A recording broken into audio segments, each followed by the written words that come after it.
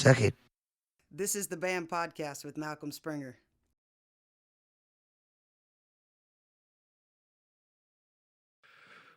Anyway, Cordell Winter and JP Aomi. Yes, sir. I was calling him Aomi. JP He looks Spitz. just like Tony Aomi back in the day. And just for you guys out there, here's the Winter is the name of the band. There you go. Oh yeah. You Look at gals that. out there want to order the freaking tees? Hell yeah, man. Oh yeah. As soon as y'all get me one that'll fit my fat back, I'll freaking wear it. You know. Gotcha. But so how you guys been? We've doing been it, all man. right. Yeah, we've been great. Yeah, man. Just doing the We've thing, man. chasing the dream, grinding. Well, Cordell, where are you from? Where am I from? Everywhere. You got talking microphone. I'm everywhere, man. I'm from everywhere. Where are you from? No, but where would you say that you're actually from, though? Would you say you're from Wisconsin? I think I woke up in Florida. Okay, Yeah. all right. So funny, you know, my son Sid was born in Florida, Was he? Whereabouts? Orlando Hospital. Aye. Orlando, yeah. Yeah, man. What about you, JP? Where are you from? I'm from well, it's not much, but it's near the DC area up in Virginia, and it's a lot of farms, and that's about it, man. All right. Have you ever seen any extraterrestrials up there? I mean, there's actually been a couple times when we'd be out in the field or something late at night, and you'd see a light, and All right. you We're know. gonna get to all that. That's for sure. Oh yeah. We'll get to all that. Hell yeah, man. Come and see a light. No, I'm kind of. I did this whole extraterrestrial thing with the government thing this morning, guys. So I'm kind of hot on it right now. Let's do it. I know that for you guys out there listening or watching or whatever, hit that subscribe button while you're watching, and make sure you get all of our podcasts because they're pretty damn funny. They are. And interesting people. I think this one is going to be like the halfway mark between freaking hilarious and because we got a lot of stories. Some we do have a don't lot want, of we don't want stories. people to know. So I'll just say real quick. Cordell wound up coming. He showed up on my back door 2 years ago. And it's been an incredible journey since. And I heard his voice and went, well, man, if I can't do something with that, I don't know what the hell I could do something with. Well, thanks, man. And it's been awesome. And we wrote some songs. We did the first. How many did we do first? Did we do 5 songs first or 4 songs? I think we did 5. We've been Well, the 3. we've been going at it. Then 5. Then we did another 5. No, we did 5 the first time, didn't we? I think it Well, was like 3, then 5, then whatever we did last 7 or so. Or we've been at it, no doubt. It's been a handful of different it's songs. been a handful of different songs. And you know what? We went in a bunch of directions too. And I think we finally found our groove. But I think we were in a pretty good groove that first time around. But yeah. I think that halfway Yeah. through it, I think half of it was a little too pop, and then half of it was a little, I I mean, don't know. yeah. Well, I mean, Oh. I think it's something the world's gonna love to hear. I do too. I do Isn't too. it, JP Spitz? So you guys, I don't know if it's undercover or not, and we can always edit stuff too on this podcast. So, but we do say something. If we say "fuck" too many times, we can always edit that out. We You're were- rotten sod. So- You're fucking rotten. No, I know you're right. We're trying to keep the fucks down a little bit, but we're trying to keep them down, a little bit. But so I told a buddy of mine the other day. Matter of fact, your new manager. I said, you know what? If God is mad at us about saying fuck, we're all in trouble. We are all in trouble. Now, I hope I pegged the mic pre in there. I hope it distorted and everything. Fuck! My kids think I have Tourette's. Nuh-uh. They do. They just think that dad just starts what the fuck? What the, I just start going off about shit, But, you're great kids, man. So I haven't been able to sit down with you guys much because y'all been on the road. Tell us a little bit about where you've been playing, and you've been playing with Billy Gibbons, right? I mean, a little bit. Yeah, we played with Billy actually. What was that? May What's the date of that? 22nd, 23rd, I think. Yeah, it was in May. We played at Loretta Lynn's ranch. So that was Yeah. awesome because I'm And- good friends with Loretta, and she's always been great to us. And then we, before that, we were down in Florida. We played Hard Rock Hotel Casino and then Seminole Casino. It's a couple Oh. dates and Cool. doing pirate ship stuff. Yeah, that was a lot of fun. 'Cause in between shows, we Pirate like, ship stuff. Oh, yeah, yeah. spent time on the beach a little bit. You know, Oh, yeah. walked around St. Augustine. It was really cool, man. Man, St. Augustine is badass. It It was is, man. It's awesome. a lot. Yeah, there's a lot. It's really that- cool. energy there for That sure. fort there, though, is like the vibe, isn't it? It is. It's like Oh, going back in God. time, man. It was crazy. It really is. And is that all original? Yeah. I think so. Yeah. I mean, yeah. So was that built for the Civil War, or was it built for the Revolutionary It War? was a handful of people, like the Spanish and I don't even know. I forgot- We tried. British, we got yeah. thrown out. We tried sneaking in there, but they we didn't let us did. in, Yeah, we tried to go. so we didn't learn much. Man. so we did you tried- cross? Did you cross the moat? we crossed the moat, and then as we made our way up the stair, I started Yeah. running, and the guy was like, "Hey, Mhm. you guys got tickets?" And we tried to keep running, and It didn't work. what happened? And They caught us. yeah, Yep. they told us to get out. Well, it's always a classic story when you're trying to sneak into an old Spanish fort that's basically a castle. Yeah, We found these cool. that was built not to break into. We got a lot of cool vibes from down there, Yeah. and just a lot of cool shops and stuff. Yeah, it was a good time. So, Pirates and so stuff. do you guys? So, which side of the state are you from? Because I told Jeff you were that you were out in. here in Nashville. No, I'm talking about in Florida. Oh, your, east. Your folks live Yeah. down there. Yeah, east, East. Okay. Cocoa Beach. Okay. That's right. It's right. It's right. Wow. I can't remember that. I told Hanson you were close to Orlando. That is pretty close to Orlando.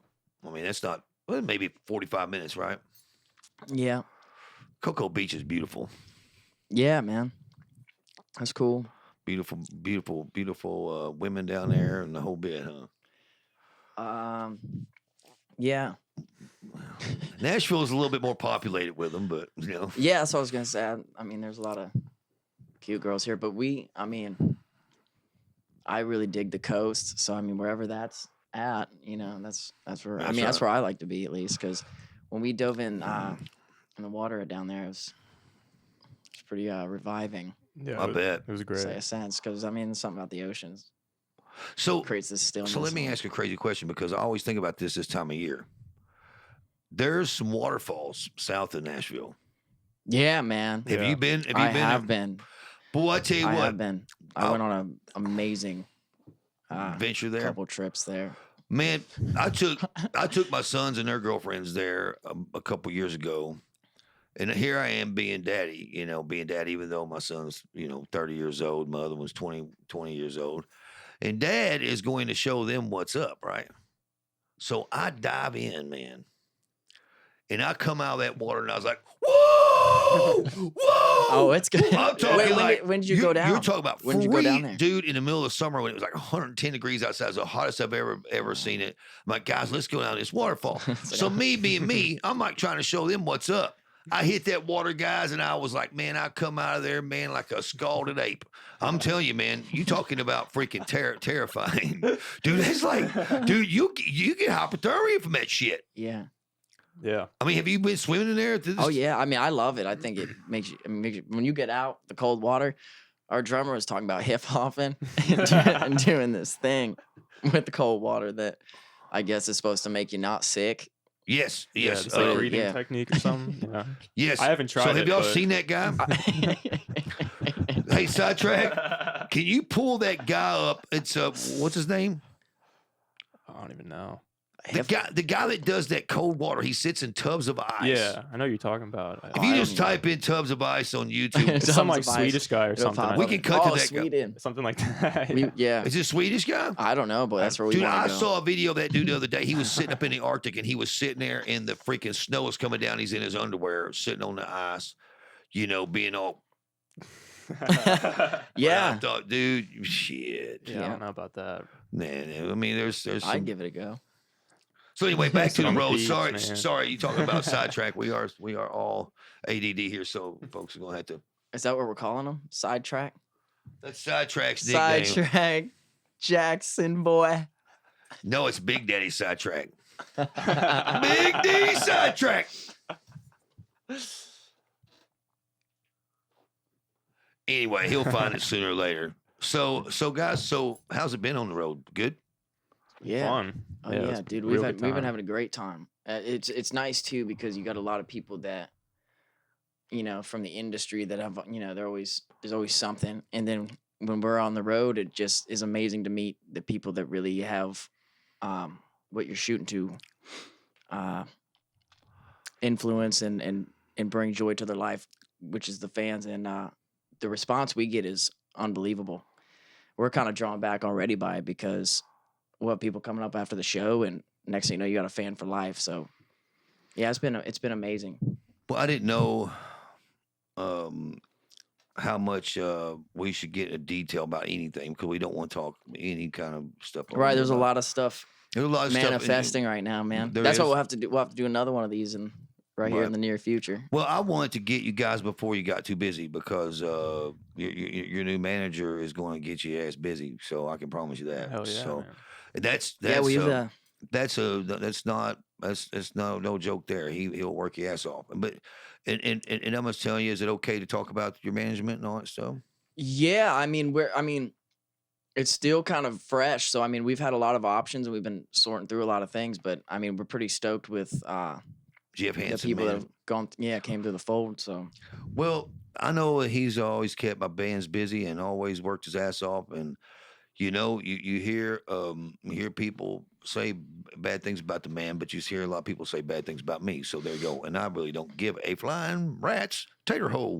yes, sir. No, because the thing about this business is this: not everyone can manage everyone, and not everyone can sign everyone, and not every relationship is made in heaven. Yeah. Some are made in hell, and I'm tell you from my observation, it's hard to pick because remember when I said before, when you pick a manager, here's the deal, and for you young folks out there that don't have record deals, that's trying to go for that.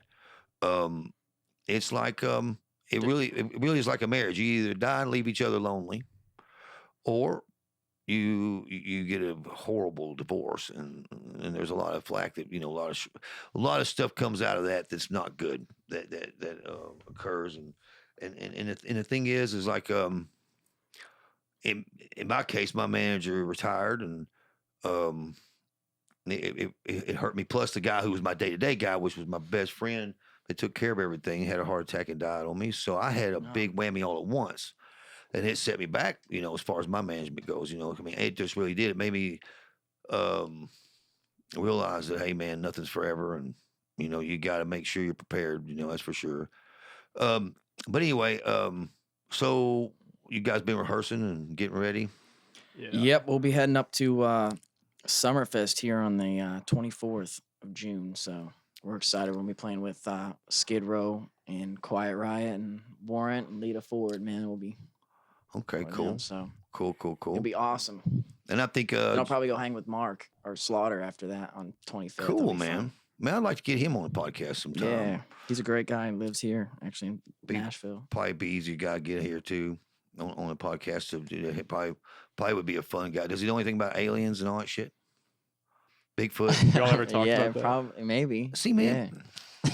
Me and TJ was talking about you about people, like how many friends, and I'm sitting there going, how many friends of mine think about the crazy shit I think of, and then I thought Eric Baker, Yeah. Yeah. On the podcast. he's going to be coming in tomorrow morning, and we're going to do one with Eric tomorrow because I got to get him while I can. I mean, it's hard to get that man, and then Sailor, which is the craziest person I know other than myself, is coming in. But anyway, back to so Cordell, you've had a time getting your band together, hadn't you? Yeah. I mean, a lot of my career has been based on my own name, and I even released a bunch of music off that. I toured off that, and I've been in tons of different bands. But as of the last probably 2 years, I mean, meeting these guys have been like family, so it's been incredible, which is awesome because we work, they grind, they're not afraid to, get their hands dirty. A lot of people don't know what we really do go through behind the scenes, which is a lot of uncertainty all the time. Most people, they wake up and they go to their job and they come home, but we never know what's going down tomorrow. It's like, yeah. Well, it's and I hope it's okay to say, homie. I'm gonna call you homie. I'm gonna get everybody calling me that. Somebody's gonna be known as homie. Homie. Because it's like, I know that it's been hard for me to keep up with what's going on, and it's been hard to keep up. It's been hard for your band to keep up with what's going on, because a lot of times you don't know what's going on, do you? It's pretty tough. As far as like the big decisions to make, a lot of praying to do, and I know you're close to God and stuff, so I know you probably have your time doing that, because I have my time doing that, and it's tough because decisions are really pretty tough, man. They're pretty tough, and well, it's not only that. It's just you come to find out the whole illusion that society loves to project upon the people, and that's kind of cool, because then we're put in a position to be able to, destroy that barrier. When everybody's behind the scenes telling you what's right and what's wrong, and what's a good song and what's not a good song, and how things work. But yet, they throw a bunch of money for a bunch of safe acts all the time, and next thing you know, they're big shots and they had nothing. So it's like it's a pretty interesting con game, that's for sure. But and you meet genuine people like yourself that well, thank you, man. really helped us. Thank you. I appreciate that. Be able to put some amazing music together that we've written, and I'm stoked, man. We're gonna be releasing it real soon. So, well, I kind of let's go. Man, you know what? And I'm gonna go out on a limb here and say this, because I don't want to be an ass to anybody on here. One of the things I promised myself I wouldn't rag on anybody, but I have to say on this one. Remember that Japanese dude that had that one song, like, oh my God, whatever that fucking song was? Nah. But I know you're talking about, but I just don't want to remember. Well, when I heard that, but what does the companies, I wonder, have after that's done? Because the one song he had was the one song, and then that was all you heard from the guy. And I think that's what you're talking about when you say the numbers game. Oh, it's not even the numbers game. It's just, how many people are really coming out with something to say. That's true. That really have something to say in a world too where, everybody's like reaching out for something to hold on to that's going to give them a little bit of, freedom or some sort of pursuit of consciousness. And we're sitting here in a generation with kids like us that are sitting there just waiting to have some sort of music we can feel we connect with, kind of like this left behind society. And that's what kind of we represent. That's what's been so cool about the road, is being able to meet kids like that are like, hey, you really helped save my life, or man, you really brought me out of this, or hey, you make me want to go and live in a van and hit the road. And it's like so much now is this persona of, you got to be so cool and everything's got to be, your hair is right. And it's like, come on, man, it's not even real, man. Nothing's real out there anymore. And that's what we represent. And, having to belong is not really what we're concerned with, but being able to make a statement. And at the end of the day, if we get to kind of punch the man in the face, it feels pretty good, I agree. What do you think, homie? I think the same thing. I mean, we've had to deal with a lot of fucking bullshit, and we're fucking tired of it. And I don't think people, like you said, people don't even realize it. You see it on TV, or you see all your favorite bands, and it's like, oh, it looks like that's so much fun, but it's like, nah, like you pull it together to go on stage, but you just gotta have a van. You're fucking driving 12 hours. You gotta go on stage. Every single thing you think I tell you, it's been force fed down your throat. Yeah. But it's what I try to tell you guys from the get go, man. It's once you, this is not. Well, my whole thing is when I go, are you sure you want to do this for a living? Because I have people. Oh, it's a lifestyle. It's funny because I had someone tell me not long ago, I want to be a singer. Please make a record on me. Right. And I'm like, do you really want to do that? Do you realize what that entails? Okay, so the people who really do it in life are the people who start young and have that dream from the time they're 14 or 15, and they are working toward that their entire life, kind of like me as a producer. My entire life has been becoming a producer, and now I'm into this podcast thing, which is amazing because of one of my friends that saw me this last week. he told me, he goes, you know, I've never seen you that excited about anything else besides your family and the podcast thing. And it felt good to put, but I've been doing music for 35 years. I mean, and I'm excited, but you know, I had an old producer tell me years ago, Jim Dickinson, he said, you know, you're going to be a real producer when you get about 52 or 53 and you're sick of this shit. And then I thought, man, that's not right, man. I became a producer when I was 29, but I feel like I'm just now I'll wait till they hear the stuff we make. salty enough. Oh, dude. Yeah. You know what, man? I don't often sit there and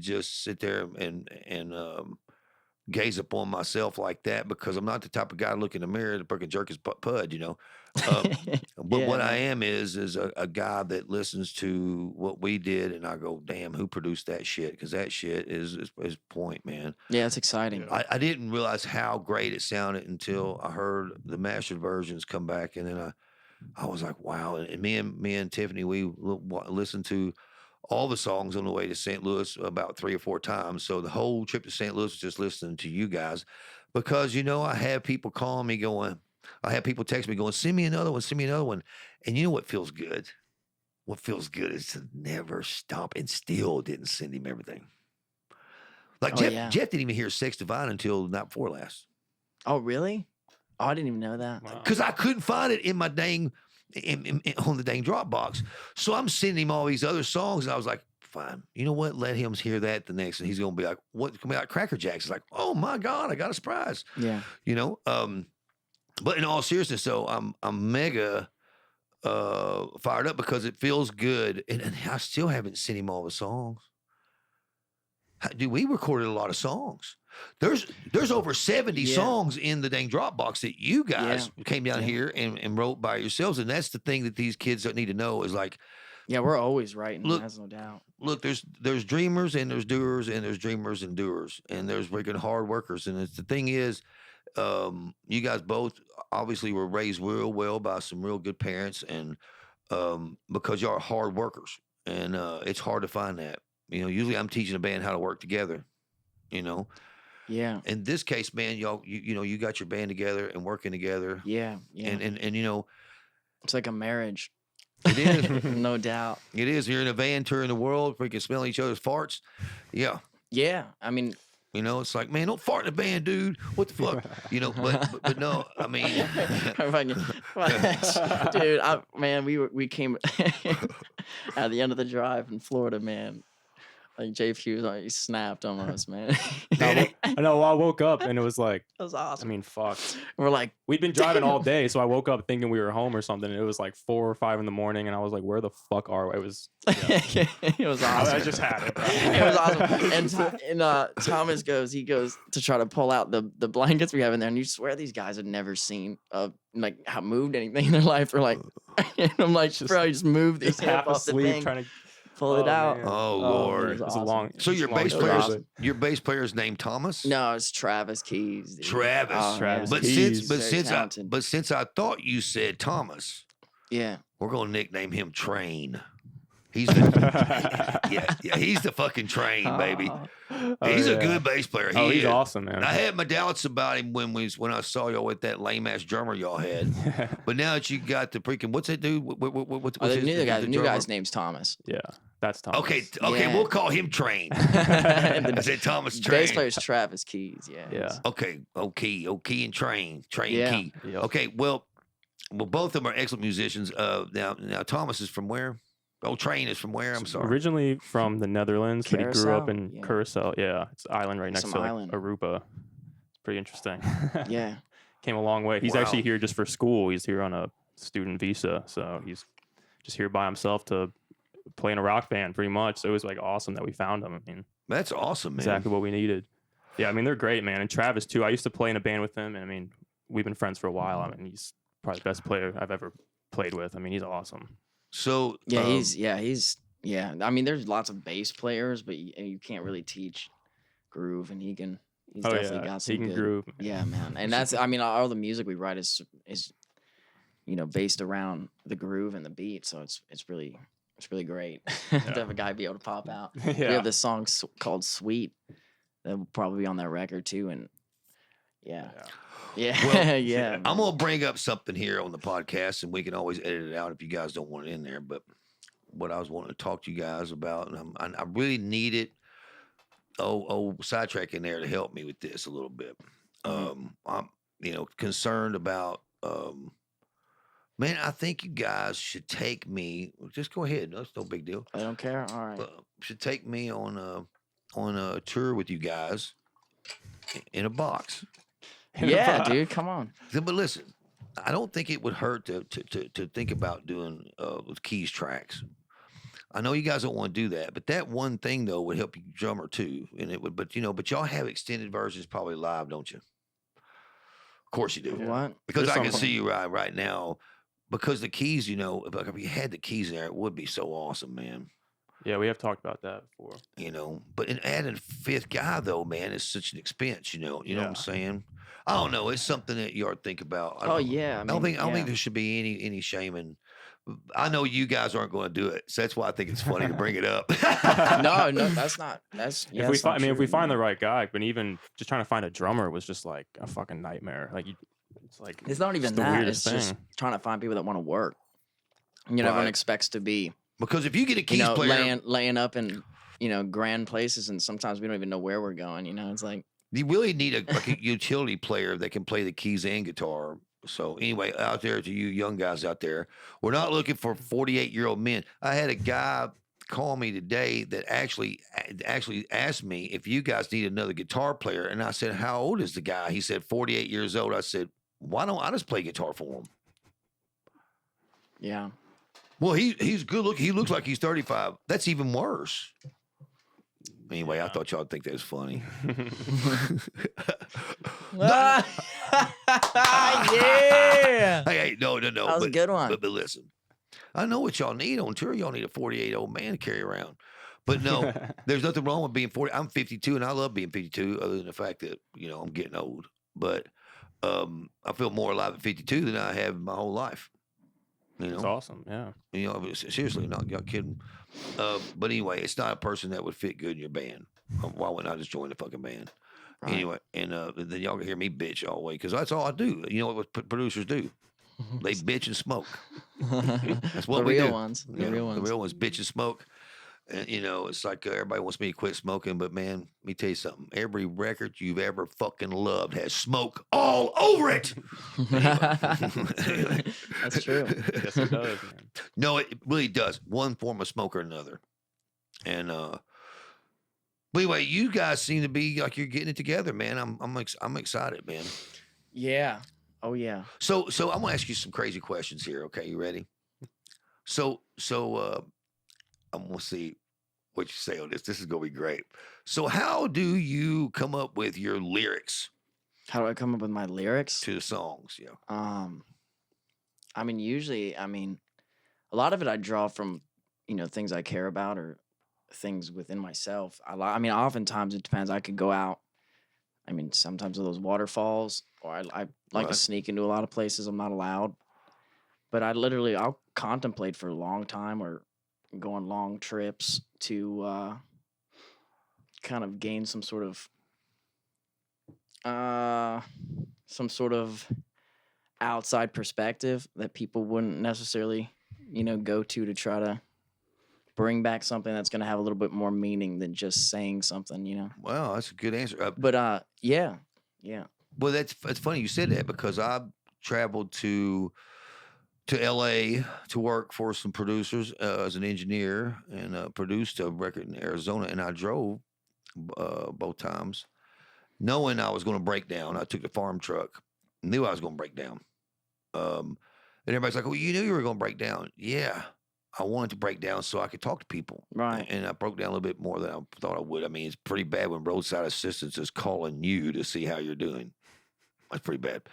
But but what they did was I heard people's stories like about their life and stuff, and and I also believe That's why I like to travel for that.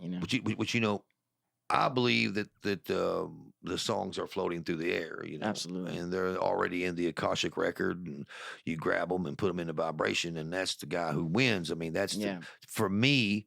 That's where they're at, and they've already been written. and it's already there. And just like the reason why, which we'll talk about later, why there's time travelers that's coming back here changing things and stuff, and we see it every on a day-to-day basis. But everybody wants to say that's not real, and everybody thinks, well, you're full of shit. No, well, I can prove that it's pretty much a given. That's the reason why why the aliens don't come down and talk to us. Well, my cousins, they don't like humans. But the reason why is because those people are from some other time, some other dimension, or some other time period, and they're coming back here. They can't interfere. But the ones that do, I mean, really. But anyway, sorry to get off on that. No, but the I Akashic, mean, the just Akashic record has already happened. Like time is one linear. It's not linear. It's a whole entire visual for God, and where that songs come from. But I was just wondering because. I was hoping you'd come up with some crazy story about some house glowing that you go to. I mean, for the longest time, I've kind of considered myself, like a mystic. So someone, that goes out and pushes their senses to, the certain limit to come back with certain revelations. Someone who seeks by contemplation and self-surrender to obtain unity with the deity, or the absolute. That's always been my whole life, the kind of.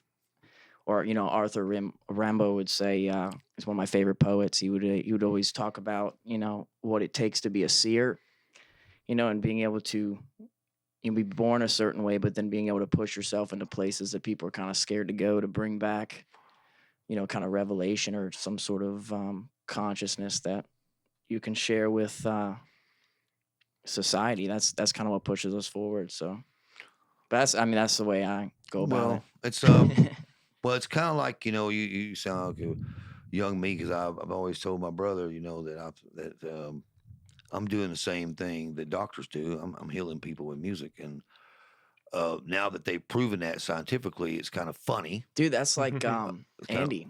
Yeah, and he's gonna be on the podcast in the first week in July. He's flying in with Hot Shot the singer. You got to meet him. That's a bad man right there. Oh, that's God, amazing man. stuff, though. Remember we were screwing around with all those the frequencies, like the 432, all that stuff. Is like it is amazing, man. Well, because all that stuff has been scientifically proven to heal. Because like what you said when you heard the Kanye West stuff, that I had been working on, that it's the frequencies. It's he's a master at that shit, at like getting frequencies, because I think that's about what it's about. Like his thing is like the frequencies that make you feel a certain way. Right. You know what I mean? Yeah. It's really odd, but to think that you can get those to translate over a phone, that's the thing. Or earbuds, that's the problem I have with that though. So it has to be catchy, and it's so funny because working with Josie Scott, his thing is the 5 hook rule, and I need to stop saying that on the podcast because he probably won't give away the secret. But him after him talking to one of the Beach Boys, that's what the Beach Boys is. That's what their thing always was oh, dude, yeah, they definitely the 5 hooks, in Pat the song. Sounds and all. You have to have, but and the thing about it is which hook do you sink your teeth into and grab a hold of? What are you going to remember? You know what I mean? Mm-hmm. Which one are you going to remember? And that's that's the thing. Hey, JP. We're not trying to leave you out here, bro. I'm listening. No, I man. was just saying, hey, we all know I'm the outgoing one. So I did want to talk a little bit about psilocybin and ayahuasca, and if you guys ever use any of those things to get inspired. Yeah. I don't know if you can say it with your mom and dad watching the podcast or not. Well, I'm going to tell you, psilocybin has made a difference in my life big time as far as like, and that's not just tripping on shrooms. I might do that maybe twice a year. But my thing is the microdosing and stuff like that has really helped me, but, but I mean, and I heard that they're about to legalize it. There you go. I heard that. Yeah, what kind of improvements have you seen from it? Just my actual attitude. Like you can ask Sidetrack or my wife. Like when Sidetrack first started working for me, I did months of. Remember we were working together. I would just do a little pinch in the morning and do a little pinch in the afternoon, And I never got any kind of depression. I never got any. I always was like just in a good mood. And then all of a sudden I ran out, which is where I'm at right now. I don't have any more right now. And so I don't. So we would grind them up though, and I would just take just a pinch of them, not like a big. There was only one time during the Scotty Austin record that I thought that I had taken a little too much because I think I'd forgotten that I took 2 pinches instead of 1 on accident because we were walking and all of a sudden he turns around and go, whoa! It was like it was just like this really weird thing. But that's the only drug I get to do now because I am a recovering addict and it's helped me so much with that. Like I don't really want to do. That's the only thing I'll really do. And that's all It's you the only really need, thing, the all natural freaking thing. Because I mean, I don't believe, I certainly don't recommend doing hard drugs because it's not worth it. It's really, really Or the ones messed my life up. they tell you on TV. Those are definitely not the ones to do. Right. Do all the ones they tell you not to do. Well, the alcohol is the worst, and that's By why I far. don't drink. And I'm not a pot smoker either. I know you guys like to smoke on the weed some, but I'm just not a pot smoker either, man. It's just not my thing. I just don't care. Man, I don't want something that's gonna make me tired. You know what I mean? Yeah. But I want something that's gonna make me feel healthy. But no, the psilocybin has made me. Is that how you say it, guys? I Psilocybin think so. is made it where I don't have any depression. But now that I'm off of it, and I don't do a little microdose in the morning, it's like I can tell, big time. Yeah. Actually, I can tell you singing. Now, we never would do it in my life, every single day anyway. I would do 3 days on, 2 days off, sometimes 4 days. And to be honest with you, I really would forget that I would do it. I just wanted to experiment with it because I read all these scientific things about it. And man, for months I was in a great mood. Then all of a sudden it's like, wham, you all of a sudden you go down, But I was just wondering if you guys ever done ayahuasca? I haven't. Ayahuasca? Yeah. You have? Well, I mean, are we supposed to say that? I mean, Yeah, of course, right. of course. Yeah. Well, I saw this big old thing on Joe Rogan about this. That's why, the other day, because he was talking to a scientist. Well, not a scientist, but I wrote this book. What's his name, man? I can't forget his name. But anyway, doesn't matter. Whole point is they were talking about all this and how big of a difference it's going to make in society when they do legalize that. Because then when you can go to the convenience store and you can buy a microdose and you are smart and you don't take the whole bottle at once Yeah. and you take it as prescribed or whatever, I think that would be, man, all I can say is that I'm not saying that some of these other drugs, yeah, I am. They're terrible for you. Yeah. They're for depression. I mean, they're terrible for you. Prozac, all that shit, man, terrible, dude. And that is the opinion of 10-inch Music and Malcolm Springer, by the way. Suck it. Shuck it. Shuck it. We were talking about that today. The intro is like classic, man. It's classic, dude. It's definitely classic shit. So what about you, JP? Who? How would you, JP? What kind of drugs you've done? Let's go back to your inspirations and stuff. I was just wondering about the psilocybin thing because I was just wondering about if you guys were into that or not. I didn't know if y'all were into psychedelics or not. I'm into.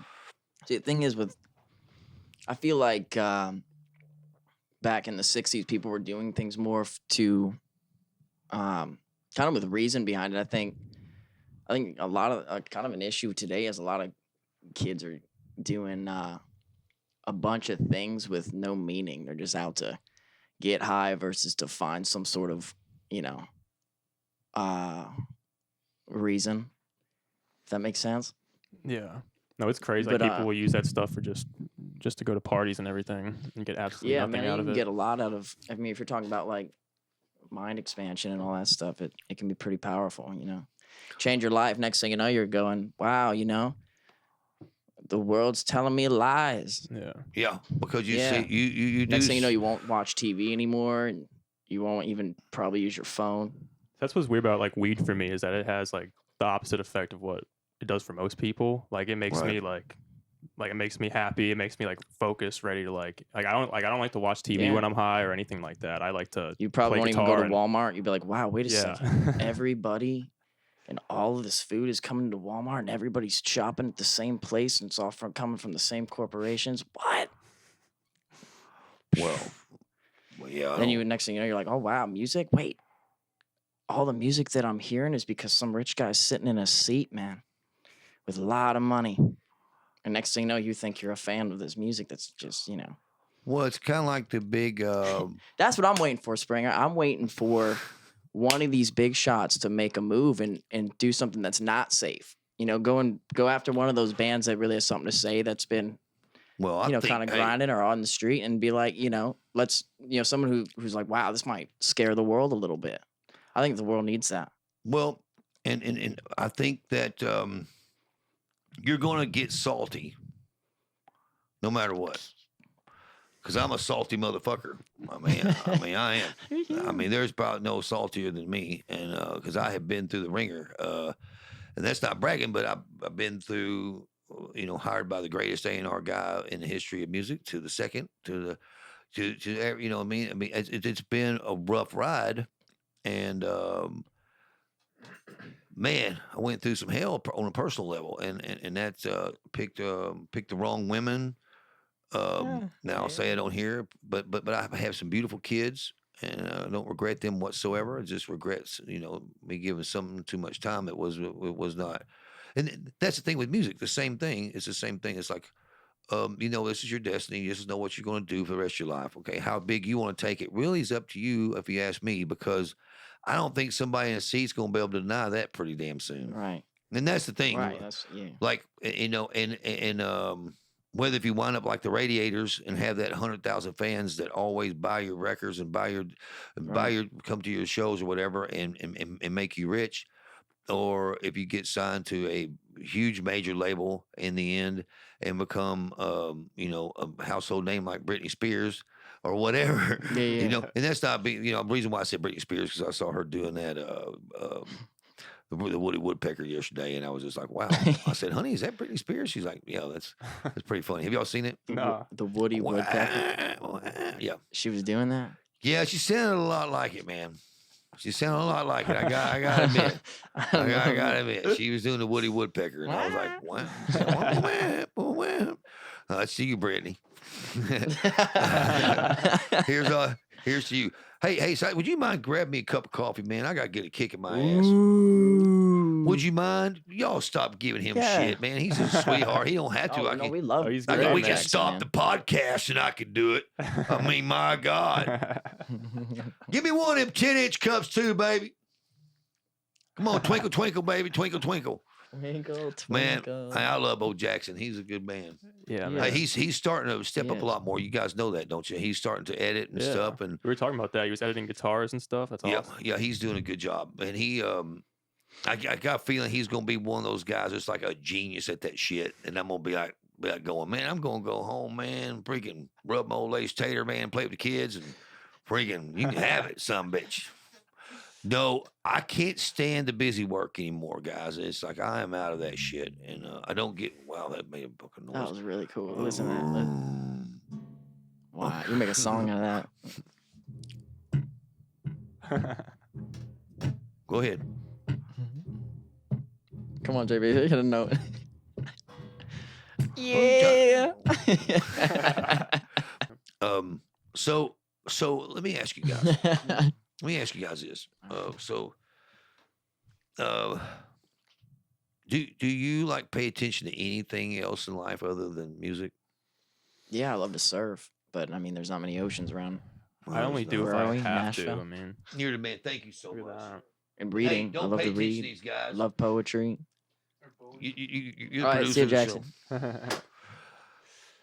Well, Surfing, skate, poetry, books.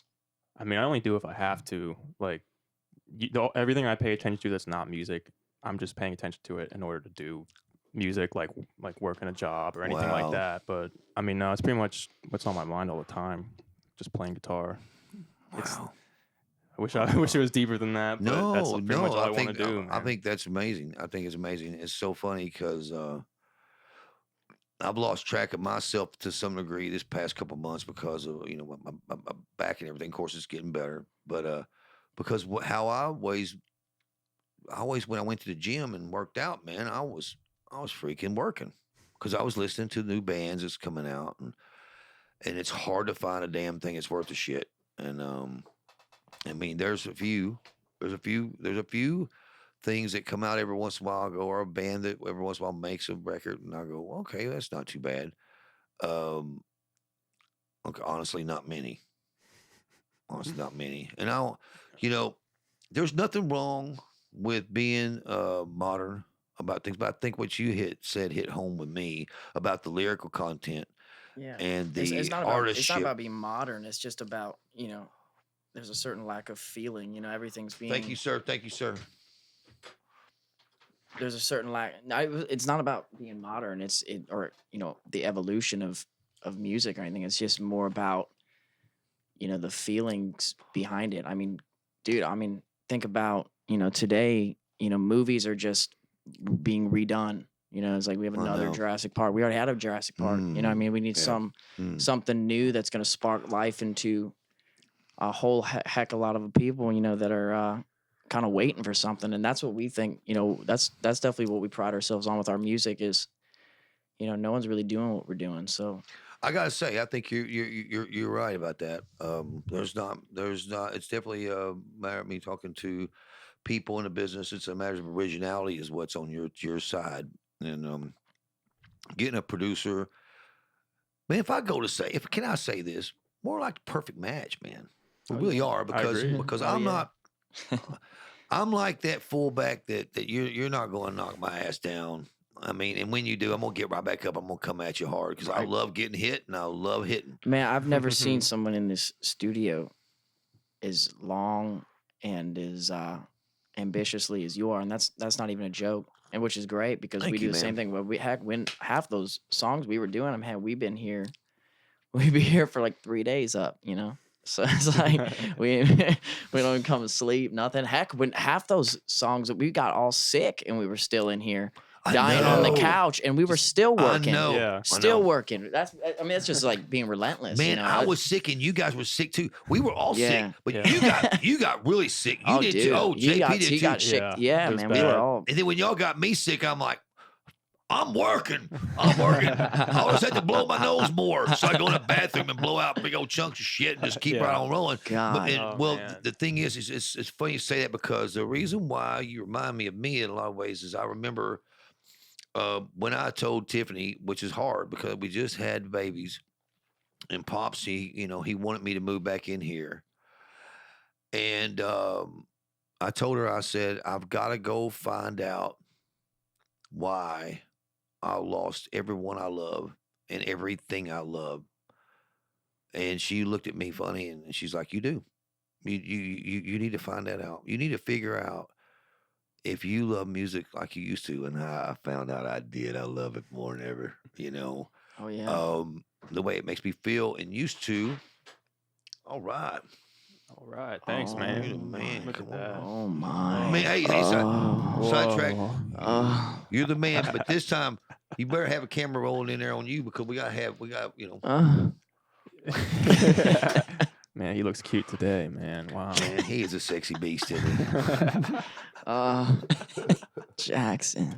You know what? He's not only my fraternity brother, but I think he's a distant cousin. I mean, it's what my mom said. And that's what So, I remember that story. Yeah. This is a family-owned and operated business. And man, you're family to me, Cordell. You really are. It's so funny. I love it because listen, both of you guys are because JP came in this last 6-8 months. Dude, he saved our ass, man. He did because we had people who were just like, oh, we can't. It's too hard. JP, let me tell you something. He came in, You've been the best medicine for me and him both because me and him was like, I didn't want to hook him up with just any guitar player because any guitar player wasn't going to be what it took. And I think that Scott Reeves, dude, fit the bill for what we needed at the time. And I think, Scott Reeves is an incredible player, but it almost a little bit too technical for where we're going, But a damn good man and a damn good player. I sure love the guy. I felt JP. I appreciate that, by the way. It means a lot, man. but with a bunch of girls coming down the street here in Nashville, and I'll never forget it. We were out going to the show, and there he was, man. I'm like that guy, and we have a hell of a story behind that, but Yeah, man, for real. yeah. It was awesome, man. Where even was that? I don't even know. Somewhere downtown. I wouldn't mention that venue just because somewhere. there's something I don't even else. know. Yeah, man, just somewhere downtown. We just, Yeah, it was at this awesome rock venue, but yeah, met backstage, man. Just been friends ever since. Yeah, was that my show at the time? I think so. But regardless, man, after the show, we just vibed, and he kept coming out, and Yeah. it's a great story. I'll have to tell that one sometime. Yeah. That's cool, man. No, it's been great. I mean, it's been awesome. I kind of knew what was going on. I kind of knew what I was getting into, but I mean, ever since then, it's been great, man. Like, it's been a blessing meeting you guys and just fucking, because that's why I came to Nashville. That's why I started playing guitar, because I wanted to play in a band with, some people who really love rock music and want to, do this, but now, in today's world. So it's been, I'm really thankful that I met you guys and met Cordell, and the songs we've been writing have been fucking awesome. We've been playing some killer shows. It's been great, man. I feel the same way. I feel very grateful. We're blessed to have you. You've been medicine to this, man. I appreciate that, man. That means a because lot. he was looking for his Slash, or his Joe Perry, Jimmy Page, or his my Robbie Krieger. Keith Richards, Yeah, all of those. all of those. You got to have, well, and that's the thing is like the guitar player going with the lead singer. I don't think it's a thing of the past. I think it's a thing of the reason why it was built that way is for a reason, And man, look, I'm gonna tell you, I had a good man tell me years ago that it's all communication, and we shouldn't make fun of how others communicate. And I agree, it's just not some people's thing, You know what I'm saying? It's just not some people's thing. Rappers, they have their thing. And but now there is a thing with rock and roll, though. I have to say that you got to say, "Hey, man, come on, shut the fuck up! You're ruining everything for everybody." Yeah. And it's like and I'm not going to name any bands. I'm just saying that there are those handful of bands that come out. Handful of bands that come out every 3 months that you're going, who are these fucks and why are these fucks on here? And what's special about them besides the fact that they know Pro Tools really well? Right. Yeah. And that's just a fact, Jack. It's just a fact, Jack. I think that I'm not opposed to. It's just the human touch is missing, Well, I'm not opposed to like Prince's Lindrums being and stuff. I know Prince is amazing. But I'm saying, the Lindrums do fit some things. I heard a song on the way here that my buddy sent me in a text message that I finally got to listen to in the car to see what this band was about, and the exchanges are terrible. Like, where it goes from verse to chorus. It has no jab. It has no. It's just some lame, whiny ass vocalist that's just wing wing wing, and just like you just want to reach through the thing. And he sounds like everybody else with no soul. And I think that, man, sometimes people get addicted to that. Like, I think the same way they get addicted to drugs, the same way they get addicted to bad music. We're going to get you out of that with the I don't even think that's it, man. I think it goes back to these major money people at the top of the food chain that just are forcing a fast produced product. It's not really. Mm-hmm. And they don't really care. It's about being able to get a lot of money back from something they can put out and they know is going to die in a month, just like movies, just like, a lot of stuff nowadays, it's like people, and what's so funny though, is there's a generation, and we know because we hang, and it's like the people want something authentic, and there's just nothing, Right. There's not a lot, because I know I keep saying that, people are going to get probably offended, but there's not a lot coming out today that is giving you something as dangerous as maybe the Sex Pistols, or something as spiritually driven as Zeppelin, or has something that's gonna really scare people. I think people are scared of being scared. Well, I think it's like the song "Feed Your Head." I Yeah. think that title automatically, as a producer, I go, well, what's this kid saying? I mean, this was one of the first songs that me and you wrote together, isn't it? Yeah. And I think it's the first song I wrote with you, wasn't it? Yep.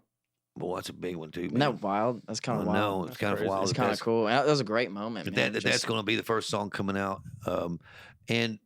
And man, what a great moment, because I wanted to make it. And I know I made this long intro on the front that was ridiculous. No, it's freaking awesome. Man. See, but me, I was thinking, well, if we're going to go and we're going to pull our pants down, we might as well take our pants off and just jump right in bare naked. Let's don't fuck around, guys. Because it just, to me, it's like, if you're going to do it that way. If you're not, and it's funny because it's like some of my more modern rock productions I've done lately, I think just tip its way out of that thing just a little bit, just enough to fit where you guys can mop over the freaking modern rock radio too. And that's what's beautiful. Here. Here to that one. There you go. Can't wait. Now, Feed Your Head, that's a great one, man. We This love isn't playing that coffee. live. Yeah, but man, when you came in and Eternity came up, Oh, that's a badass song, man. that's a great song. Yeah, Eternities. That's a badass We're song. really excited about. Oh. Did y'all hear what I said? What's that? I said the word great. Wow. I know. Wow. I only give out 3 greats a year, guys. Hey, let's. What time is it, man? Let's make a mark of that. Man. That's awesome. No, I gotta say, I got another great that I handed out the other day, but I'm not gonna say to who, but I did hand out another great, so I only have one for the rest of the year. So man, so we better not do too much more recording this year. I have to break my rule, boy. No, the reason why, if you limit yourself to 3 greats a year, what you do is the word great isn't as cheap. Now, unless it's about your old lady, there's some great things about my girl that I can tell you.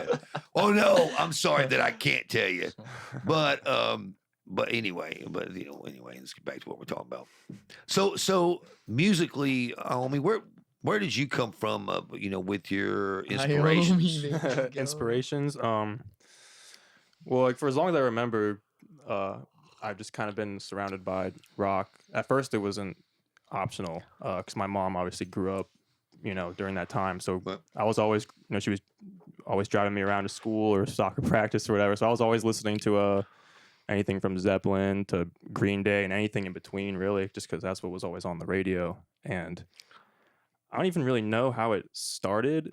I was kind of just like I had a guitar at my house. And I kind of just saw it and was like, yeah, like that's kind of, I don't know. It just kind of happened. And I wish there was like that moment where I was like, this is what I want to do. But it's just always been kind of my identity really since then. I mean, it was my mother too. I think that inspired all those different musical influences.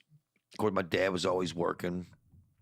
But like my mom introducing me to Fleetwood Mac, Cat Stevens, Neil Diamond, all those great artists that really had like this thing that was so different about all of them. Tom Petty, my mom introduced me to the Monkees. I mean, not introduced me, but as far as their music goes, the Beatles. My mom was the reason for all that, and it was my music driving force as a kid. And sometimes I feel like I'm failing my kids, but. I say that, but when they start back to school, it's always Back in Black first thing in the morning. The kids are getting ready for school, and Back in Black is playing. Yep. My mom wasn't an AC/DC fan. That came from probably my friends like Carl Schenkel and Matt Arnett. I remember, I've got to say this because Matt listens to the podcast every time. What really was a life-changing experience for me. Now, you guys can't imagine this, but try to. I remember Matt calling me going, man, I got a compact disc player. And I thought, compact disc? He goes, yeah, man, they remastered Back in Black over. And I went, dude, I'm on my way. And I went over there that night in his bedroom, and he cranks Back in Black up, and it was like nothing I'd ever heard. I was like, oh my God, everything is going to change now.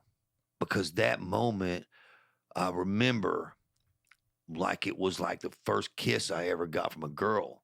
Wow. I mean, it was like that kind of impact on me. I was like, whoa, this is what this is what it's supposed to sound like. Tastes like. And he had a kick-ass stereo. I'm talking, dum, ba-dum, you know what I'm saying? I mean, I'm talking Yeah. like, and it just sounded fucking great. And just lick those lips.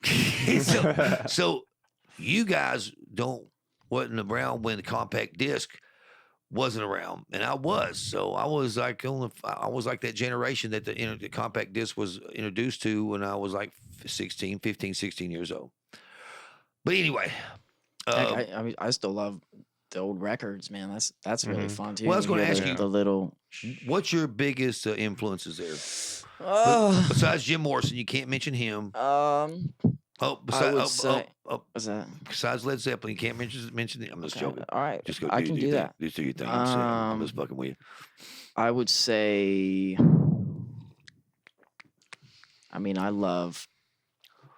think the Velvet Underground are awesome. Tommy James, Shondells, Betty Davis. Wow. She got Betty Davis eyes. Go ahead. That's great, but I mean, I obviously love, since I can't mention those two. Oh, I'm just kidding, man. Listen, I I told somebody one time that I thought you were a Jim Morrison reincarnated, which is a big compliment. Oh yeah, I appreciate it. But that you were some rocker in a previous life that But I believe was in a all. great poet. I do too. I know you were gonna say it, I but say it. believe in all that stuff, and there are moments that when I'm recording you, I go, "Yeah, that's Morrison out there." Yeah, but I'm serious.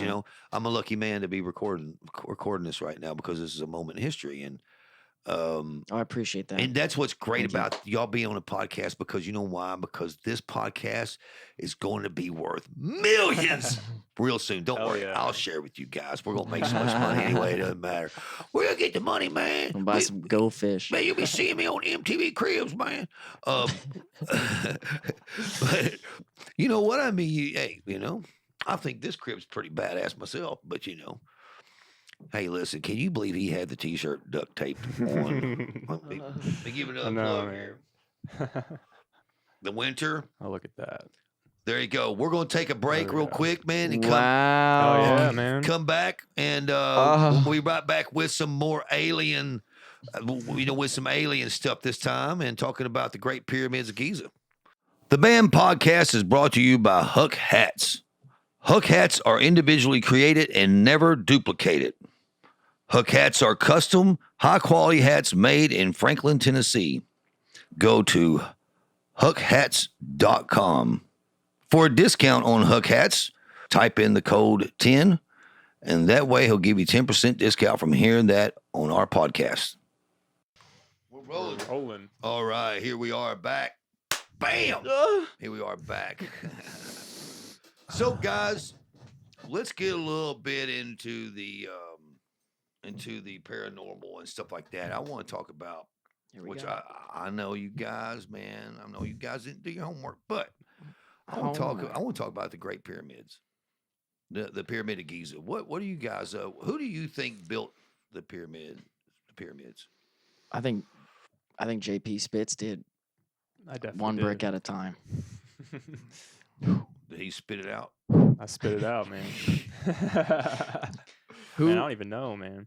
'Cause that's crazy. 'Cause I remember, like, You know there's, what? there's some times where you smoke a little bit too much. Uh-oh. You're thinking about that stuff. Well, J.C. Spitz reminds me of it's a fake name, and it's a porno guy. There you go, man. It's a great porno Aye. name, though. What a It great is. J.P. Spitz. That shit's funny as hell, I think. But anyway, JP. J.P. Spitz. Listen, so here we go. Who built the Great Pyramids? What do you think there, JP Aomi? I don't even know, man. Because, like, I mean, people nowadays struggle to build like something downtown, so I don't even know how the fuck they put that together. Like, there's some buildings, like, you know what I mean? Like, I don't know. Man, the beam, big beam goes up there. Well, what size? The big beam, the big one. Anyway, That just shows how people were, that much different back then. I mean, they really took the time and they had the patience to, really work on that for that long. that's pretty funny. They're like, What we're do you building think? this pyramid, man. I mean, Okay, Mr. Winter, what do you think? Who built the pyramids? I mean, I know some people think extraterrestrials. Okay, you guys. Okay, That's- so yeah. in the book of Enoch, Aye. that was kept It's a out of the good book. Bible. It says that Enoch and the Nephilim built the pyramids. Now, here's the thing. So if somebody's watching the podcast or listening and you want to try to correct me, I don't give a damn. But no, I did not read that though. I'm gonna be honest with you. That's what someone told me was in there. So Suck I it. might be incorrect, but I'm pretty sure that the person that told me was not full of shit. So I did read a little passage from there that had the Great Pyramids in it, and we know now by the water erosion and stuff on the Sphinx that was probably part of Atlantis, and I still think that I forgot what that place is called, the big circle thing. Yeah, you told me about that. Yeah. That's definitely where Atlantis was. And it's not under the ocean. It was actually right there. You can see where the whole ocean just wiped it out. Yeah. But anyway, hopefully I can get that guy that's on that video on this podcast sometime because I want to talk to that guy. He's been over there, but now he hasn't been to that country. That country. What? Hey, can you find? What is that thing called? What thing? The big Google thing. Earth. No, the thing that's that's there. Disney. Look at a big Like old the- eye in the middle of the freaking. It's called the eye of the. Oh, the eye of the Sahara. Sahara or something. Yeah, it's the Sahara. Yeah. But if you see it from the satellite, you can see where the water came in and just washed all of it away. But anyway, okay. So look, guys, not anything against Egyptian people because there's a matter of fact, I have some Egyptian friends over here at the tobacco shop, and they're Christian Egyptians. Is what's crazy. Probably one of the reasons why they left the country because I think that's almost all Muslim, isn't it? I'm not. Anyway, I have no clue. it doesn't matter. I love Muslims just like I do Christians. I love everybody, but and I have some friends that used to have some Muslim friends. I haven't spoken to them in a while. And if that's your beliefs, that's your beliefs, and they were always nice to me. But anyway, but now the pyramids are too exact. I mean, they're exactly on the longest longitude and the longest latitude in the world. So that means it's the center of the earth.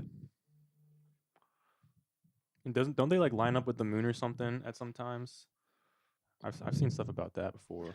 I know. I mean, think- all I know is that a lot of the Egyptian stuff is pretty hermetic. You know, Well, there's no real reason for the pyramids because they wasn't tombs. those people did a lot of deep. magic. Khafre, it was not buried there. Nobody was buried there. It was a power plant. What power plant? Y'all heard that theory? I have not. Really? Oh, it's a power plant for sure. It was a power plant for sure. It lets off microwaves and all that good stuff. Now, since you guys didn't do your homework, let's move on to ghosts because I can't wait to hear your theories on ghosts because I got mine. No, yeah. Yeah, man. So hey, check this out, guys, and I'm going to show this on the podcast. Hang on. This is called ghost hunting, and check this out. It's interesting because his dad's friend, a friend of his from a long time ago. Okay, so check it out. We have some what's it called? EMP? Is it what is it? Electromagnetic pulse, right? No, that's what turns everybody's shit off, isn't it? Can you look up what this thing does here? Sidetrack. EMP. No, but there's an electrical charge that Yeah. the ghost let off. And look, there's one in here for sure. What is that? In This here? This is called right now? Ghost Hunter. This is an app. And yes, I'm plugging their product because it's really badass. And this thing has more activity It's this gnarly. little house does, which we had. It says Saul. Yeah, is that Actually, what we just did hear that noise we did? on break. That was did. weird. we did. Where I find the It's called Phantom Power. Oh, that a baby Jack. phantom power is what goes to the microphones.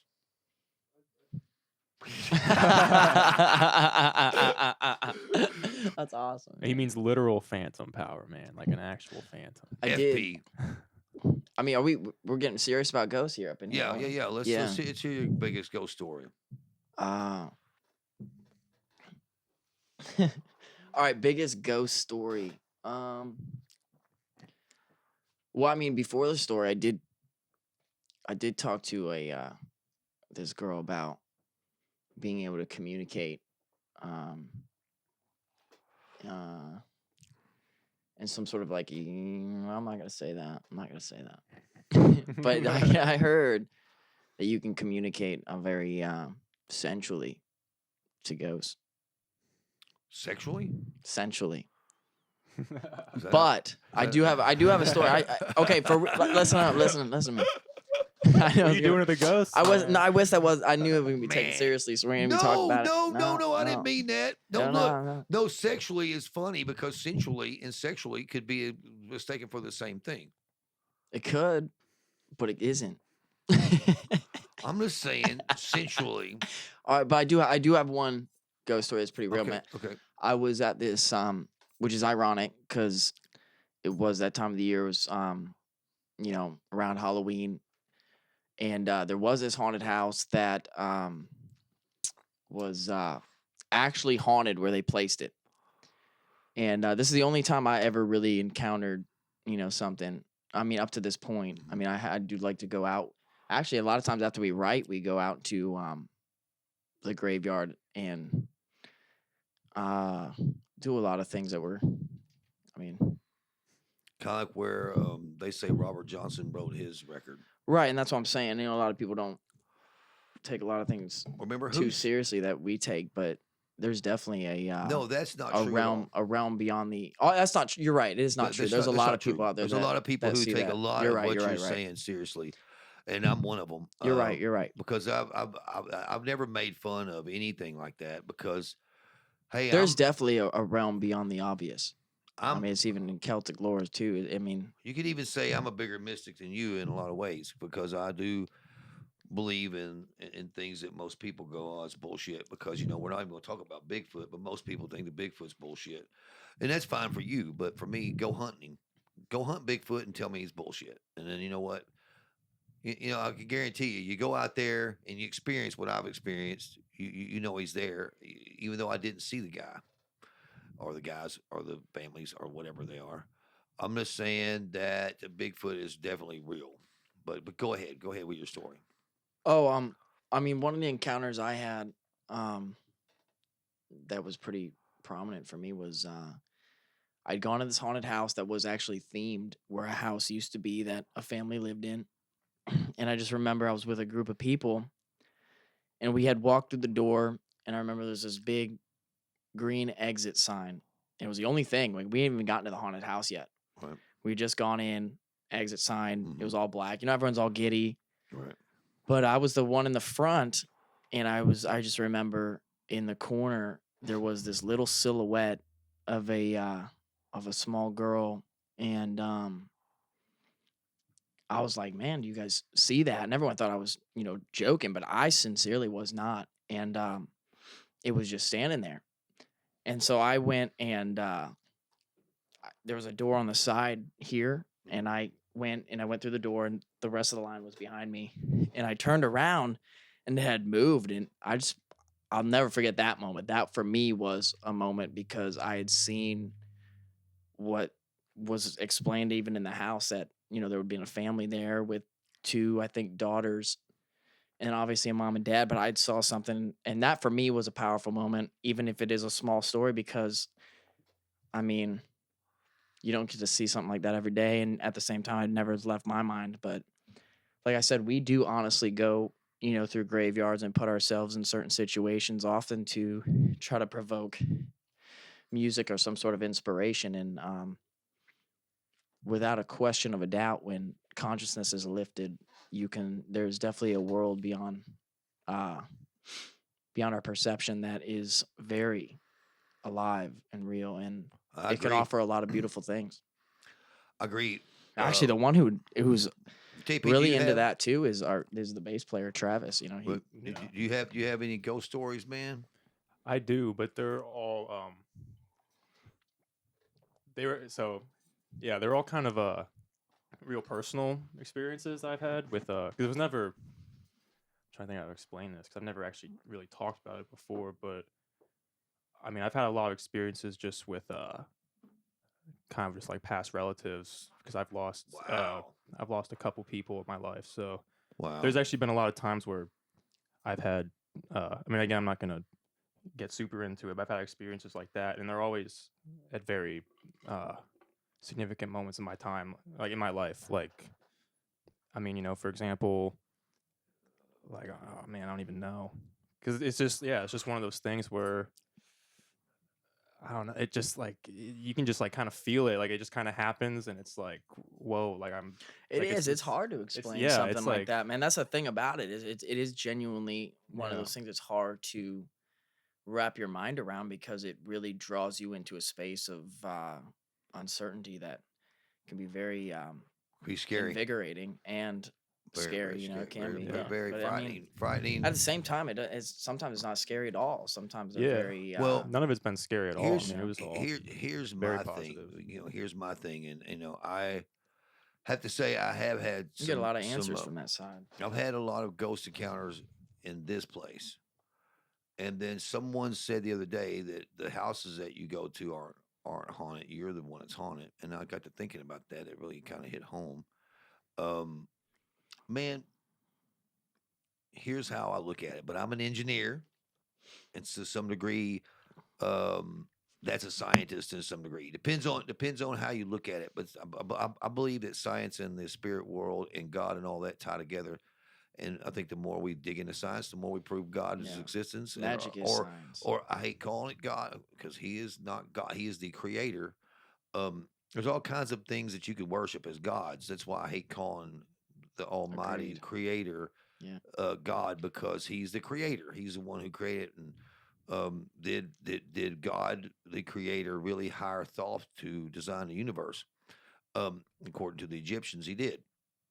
But I'm just saying, the architect or whatever of the universe, whatever. Do I believe that? Man, you know what? I don't know what to believe. All I know is they're the creator, and I try to do by what I feel is the right thing to do. And sometimes that's not the thing to do. I know that. I don't think that sometimes stepping on the ant's the right thing to do. I'm just joking on that one, but I would say this though, with the ghost thing. So when time was made, and God spun the world into motion, and went, hey, there's a sun up and a sun down. This is good. When that happened, I think that as we're going around, everybody goes, we're not going through the universe at 180,000 miles an hour, and the world isn't spinning like this. Everything revolves around us. I heard that from a flat earther the other day, which is pretty funny. No, that's not correct. But I'm glad you think that. That's whatever you think. What your beliefs is your belief. But if you're, man, you have to be pretty. Anyway. But anyway, we're going to get on the flat earthers this podcast because that's not fair to them. Because there are people out there that really do think the earth is flat, which is whatever. Okay, but anyway, whole point is when God spun the world into motion. Okay, so I used to use analog tape all the time, right? And I think God looked at it and He went, it's not perfect though, because as we're spinning, it's erasing this moment, like an analog tape erases the head.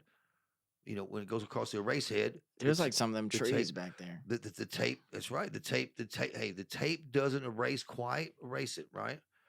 So you hear like a analog tape, you hear print through, because there's sometimes that matter of fact, it happened on the Matchbox 20 record. I remember when I was young, there was some print through from another song, and I was like, "What is that noise?" I'm sitting there soloing tracks of. I'm like, "Holy shit!" I mean, that's bad print through. Okay, because that means the tape sit there, the wrong temperature, or whatever the hell it does. Those little ones and zeros is basically what it is. These negative and positive ions that are on the tape, or the rust particles that are on the tape, didn't quite get erased when they went over the head, and that gave us print through. And what happened was when God put the world in motion, I think the things we see are where the tape didn't quite erase. That's You know what I'm saying? Yeah. Where the world, when it spins, it just doesn't erase good in that one spot, which is where it gives us haunted places. But now, what about the voices? There was another thing that happened to me here the other night. This is why I wanted to bring this up. I'm in the bathroom, and I am sitting here, and I was on the phone with an old friend of mine. I got my earpiece in this ear. And you can ask my soon-to-be wife, this really happens. Tiffany walked through the door and was having a conversation with me while I was taking a piss. Had the door open to the bathroom. I turned around and it wasn't Tiffany. It was nobody. Whatever ghost is in this place mimics her voice. Well, you were just talking. We were Perfectly. Just, Perfectly. This is the third time this has happened. I've carried on a conversation with her standing at the door right there while I was outside at the dang picnic table and she was in the kitchen and she heard her own voice. Yep. And then there was another time that she was talking to me while she was in the bathroom, using the bathroom. She was talking to me and she'd already walked in the room and was talking to me and it wasn't her. I turned around and there was nobody there. That is as scary as fuck. I don't give a shit what anybody says.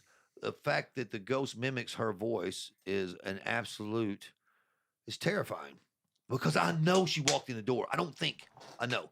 I'm a smart man. I am a smart man. I'm Forrest Gump. But I'm just saying it really happened and it's terrifying. It's the third time. And then I was on the phone with my buddy. Then I said, "Did you hear Tiffany?" He goes, "Yeah, I thought she came in." So he heard it too. It wasn't just me. So anyway, that's been my ghost experience lately. This happened 4 days ago. Wow. 4 days ago, just 4 daay ago. And it's funny because I start mentioning that and this thing starts going a little crazy. But now me and Aria from the other LA, we walked through the graveyard with this thing. And we're walking through the graveyard the other night with this thing, and it starts spiking, right? And then it said dismembered. Oh my God! Look at that. Under the table. Oh. Holy That's Greek. shit! Wow. It says Greek now. Why you fucking blanking hard out? Is Greek some kind of sexual thing? I'm just joking. It's- I'm just worried because, right here, what I'm trying to say, I don't want it like the Greek being like some thumb up your tater hole or something like that. That would be bad. That'd be really bad. Like all of a sudden you're like, oh, There's a ghost in my There's a ghost in your I tater. got under the table with my finger in my tater hole.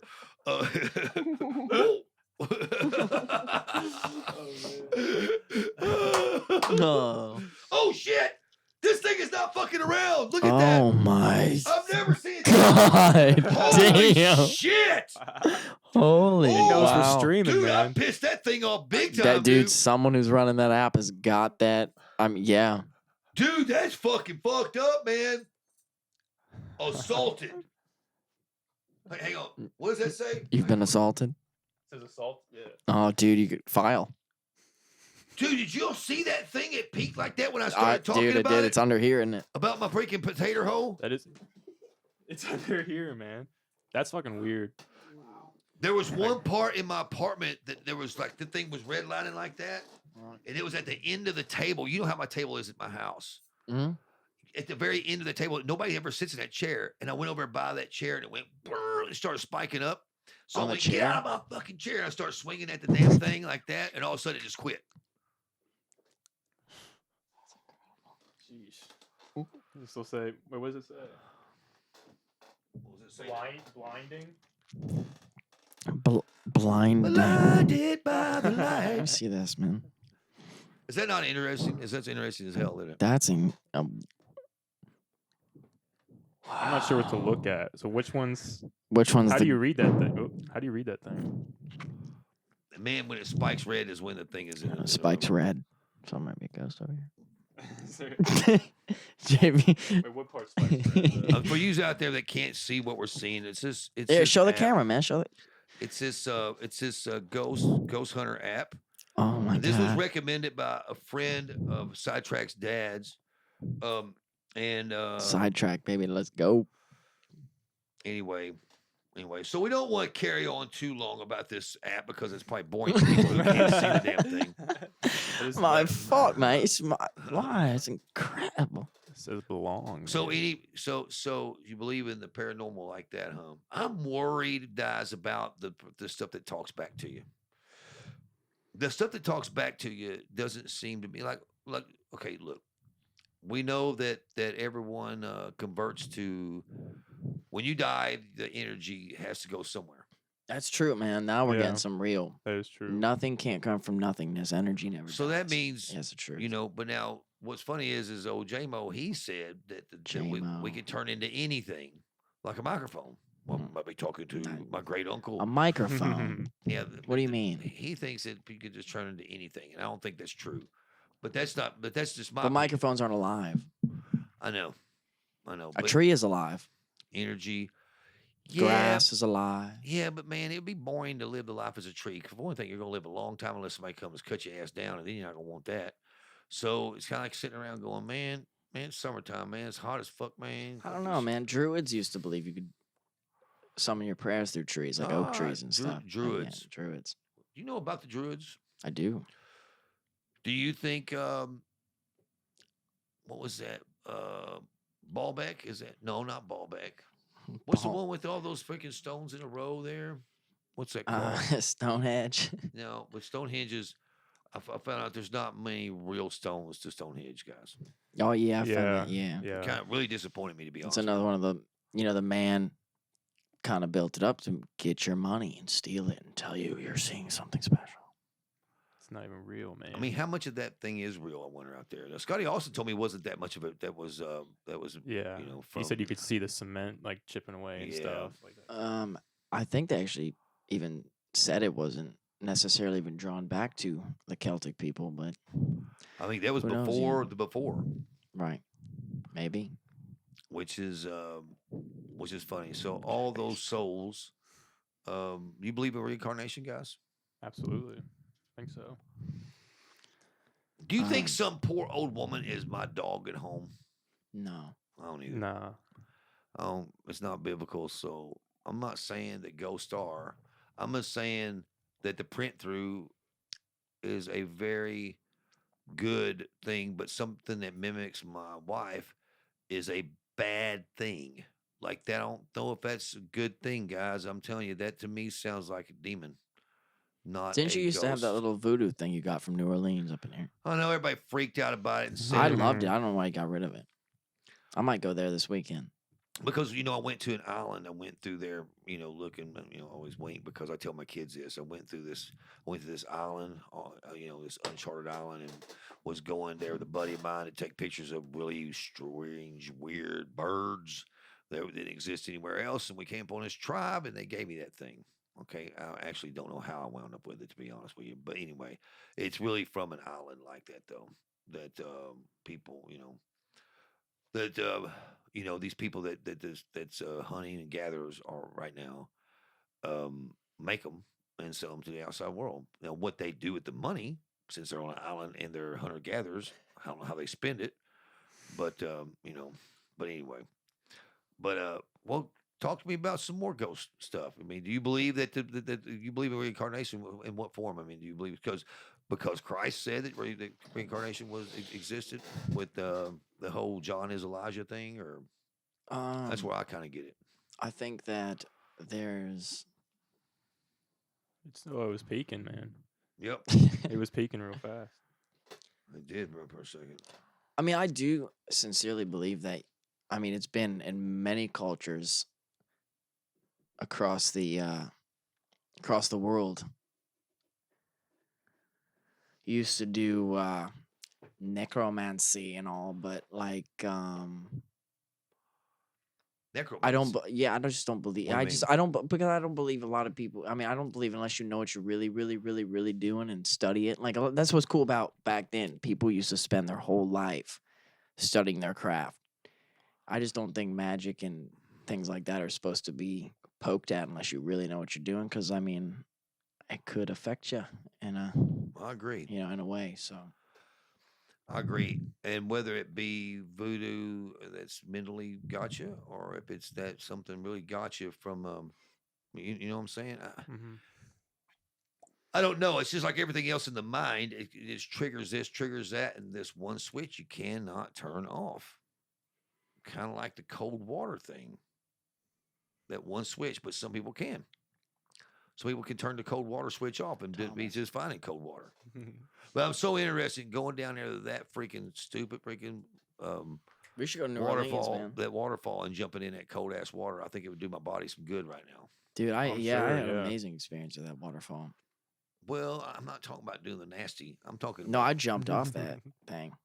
Did you really? Yeah, I did. That was awesome. What? Yeah, yeah.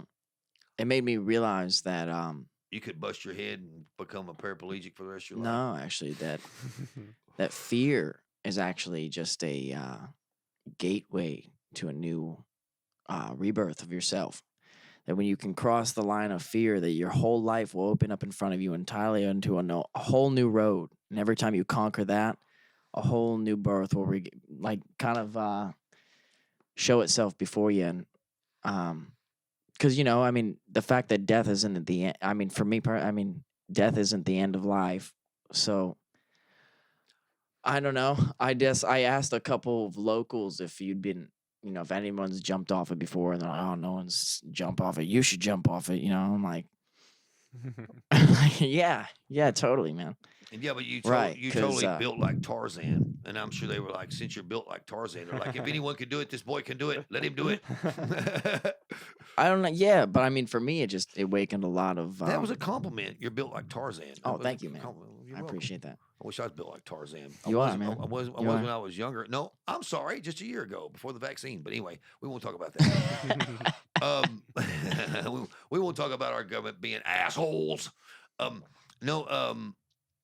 We can talk about You're, that. I mean, you're shut down. Yeah. You're shut down because you mentioned the word vaccine. Man, vaccine my tater hole. So he well, don't, because that'd hurt. Well, a shot in the tater hole would hurt. Anyway, so let's Yeah. get back to the ghost thing, because I think I find it rather interesting. We'll come back with some more info in part 2 of the winter. Part 2. Because I think ghosts is a good thing to talk to you guys about. Yeah, I mean, we Yeah, definitely I have mean, a lot of Do you spiritual feel experiences like is that. Tony Iommi still alive? I think so. He's, Okay, Yeah. so he can't say he's Think reincarnated so. Tony Iommi. He plays some old blues man back in the day.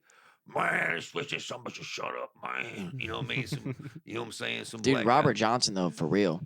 No, it's funny. You threw a party here at once, and what was amazing is we put that on purpose just to see what would happen to the room. And I promise you, for at least a minute straight, people did go into this trance that was just like, and they listened. I mean, there was something about that music, that old Delta blues, no joke, that really sincerely captures people. There's It really something, does. It's something about it that's just so raw, and it's something incredible. ghostly, and has intrigued me my entire life, and has made me who I am. I mean, and you know what? To come on to my What's kitchen. funny is like, that's what I want out of you guys. I want you to change someone's life like that, like music has changed mine. I mean, it has. And with my guys I was in bands with, like Greg Johnson and Matt Arnett and Carl Schenkel and Clay Sisson and Nathan Day, rest his soul.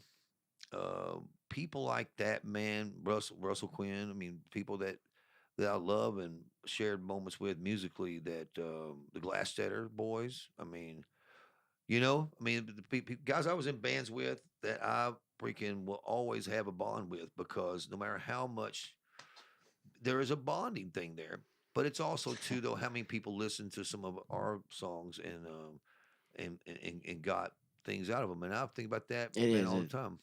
Well, it's a beautiful thing. That's what we were telling you earlier about just being at shows and hearing some of the feedback people get, about how it uplifted their life into being able to feel like they were free enough to live as they choose, or give a sense of, because that for us, man, it's not about being cool. It's about turning other people on and being able to bring an aspect of, you control your own life. You're your own freedom, your own reality.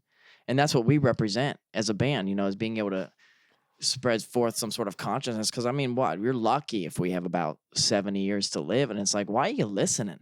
Go out and see that waterfall. Go out and, live the life you choose, live the life you feel. And if anything, seek out something that's sacred. Right. No, a lot of people aren't doing that anymore. And I think our music represents a lot of, consciousness and pursuit. I think I've asked you guys this before, but I'm not sure. I usually ask every band.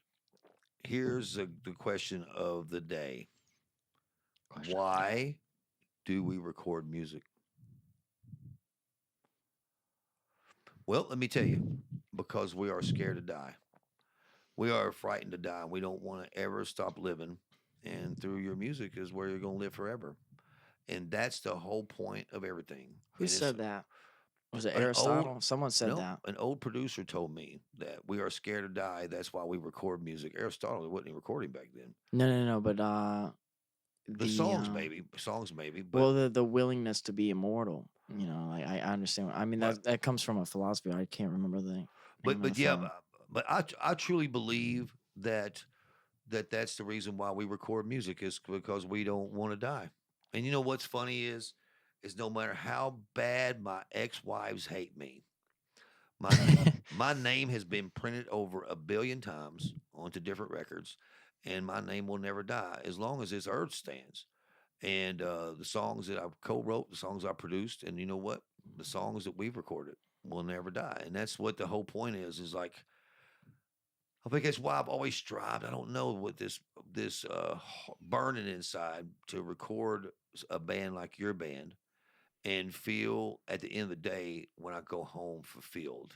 You know, not empty, not struggling to figure out why I'm doing what I'm doing. Because most people just hate what they do in life so much, and like they're Sad. Yeah. it is very sad. It's like their big part of their day is just to go take a shit at work so they can get on their phone and look at Facebook. And that's like the biggest part and best part of their day. And it's like, I want to tell kids, man, all the time that, hey, man, dreams do come true. I'm from Portageville, Missouri, and I lived the life. I've lived the life of 1,000 men, and it's like I am so lucky, and you guys are so fortunate. And don't ever quit. Always stay at it, stay pumping at it, because this is what you do.